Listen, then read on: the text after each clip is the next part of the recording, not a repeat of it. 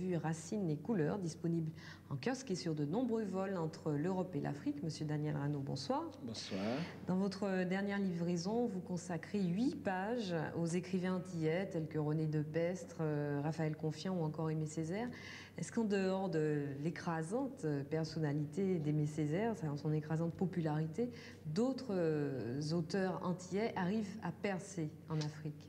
Absolument, absolument. Aujourd'hui, il y a un courant, je dirais, prospectif qui permet à l'Afrique de découvrir les auteurs antillais. Il y a, je dirais, des maisons d'édition qui font le nécessaire pour ce faire.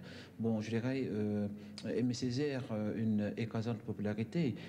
Bon, je dirais, Aimé Césaire, c'est une chose, c'est une actualité, c'est une évidence. Mais il y a aussi des auteurs nouveaux qui, je dirais simplement, ont traversé donc l'Atlantique, à savoir Chamoiseau, Confiant, dont on parle énormément, de plus en plus.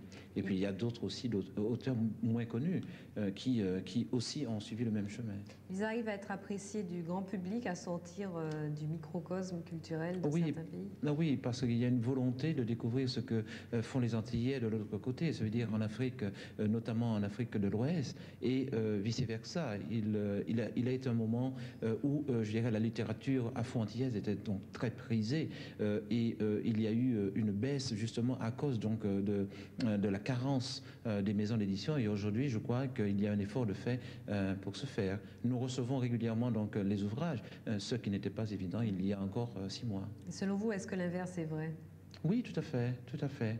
Il y a énormément, donc, je dirais, il y a une volonté évidente de la part, donc, je dirais, des auteurs. D'ailleurs, ils se déplacent énormément pour se faire, donc, autour de colloques, de conférences. Et cette volonté met aujourd'hui, je dirais simplement, le lecteur devant un choix conséquent et évident.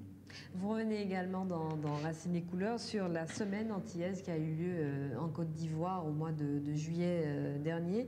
Là aussi, on a l'impression qu'un large écho a été fait à cette manifestation ici, mais est-ce qu'elle a vraiment eu un grand impact sur place ? J'ai eu la chance d'être invité par le gouvernement ivoirien l'année dernière, par le gouverneur Guénéré justement, à l'occasion de la venue donc de charter, donc de 200 personnes pour inaugurer ce pont nouvellement créé.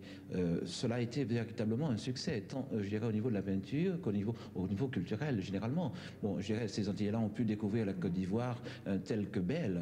Il faut savoir que la Côte d'Ivoire, c'est, je dirais, un pays composé de 60 ethnies avec des sites merveilleux, magnifiques. Et je dirais qu'il y a une volonté évidente depuis, je dirais, que Senghor avait rencontré un échec en découvrant la Martinique. On a l'impression que ce pont ne s'établit qu'avec des pays bien particuliers comme le Sénégal et la Côte d'Ivoire. L'Afrique, c'est quand même beaucoup d'autres pays, le Cameroun, le Bénin, le Gabon, qui ont aussi une présence culturelle très forte. Mais les Antilles, on a l'impression qu'on se dirige uniquement vers le Sénégal et la Côte d'Ivoire. J'ai eu la chance donc de découvrir tous ces pays, du Tchad, je dirais, jusqu'au Bénin. Il est évident que la Côte d'Ivoire est en avance sur beaucoup d'autres États, du fait simplement qu'il y a une volonté de démarquer ce pays par rapport aux autres donc, de la sous-région.